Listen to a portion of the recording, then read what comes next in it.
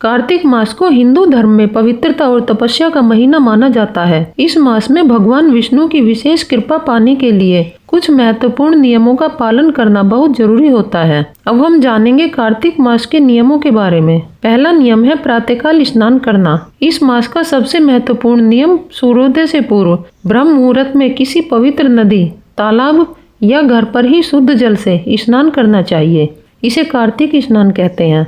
स्नान के बाद भगवान विष्णु तथा माता लक्ष्मी का ध्यान करें। कार्तिक मास को दीपदान का महीना भी कहते हैं। इस पूरे महीने तुलसी के पौधे के पास, मंदिर में या नदी तालाब में घी का दीपक जलाना बहुत शुभ माना जाता है। यमराज के लिए नरक चतुर्दशी, छोटी दिवाली के दिन यमराज के निमित्त दीपदान का विशेष महत्व माना जाता है, जिससे अकाल मृत्यु का भय समाप्त हो जाता है। तुलसी पूजा और सेवा। तुलसी पूजा और सेवा का विशेष महत्व है। यह मास भगवान विष्णु की प्रिय तुलसी को समर्पित है।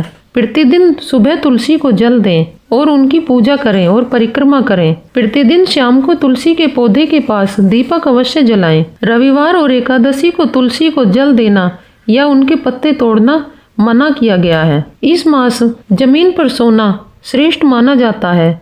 मान्यता है कि मन में सात्विकता आती है और अनावश्यक विचारों का त्याग होता है। कार्तिक मास में तामसिक वस्तुओं का सेवन पूरी तरह से वर्जित है। मांस, मदिरा, लहसुन, प्याज आदि तामसिक भोजन का त्याग करना चाहिए। उड़द, मूंग, मसूर, चना जैसी दालों को भी खाना वर्जित माना गया है। कार्तिक मास में तेल नहीं लगाना चाहिए। इस मास में ब्रह्मचर्य का पालन करना और सादगीपूर्ण जीवन व्यतीत करना चाहिए। वाणी पर संयम रखना चाहिए। इस महीने में किसी की निंदा नहीं करनी चाहिए। किसी पर क्रोध करने से भी पाप लगता है। अपनी सामर्थ्य के अनुसार दान पुण्य अवश्य करना चाहिए। इन नियमों का पालन करने से व्यक्ति को भगवान विष्णु और माता लक्ष्मी की विशेष कृपा प्राप्त होती है और सभी पाप नष्ट होते हैं। अगर आप कार्तिक मास की प्रतिदिन की कथा सुनना चाहते हैं तो मेरे चैनल कथा सागर को सब्सक्राइब करें, ताकि हर दिन की वीडियो आपके पास सबसे पहले पहुंचे। जय लक्ष्मी माँ।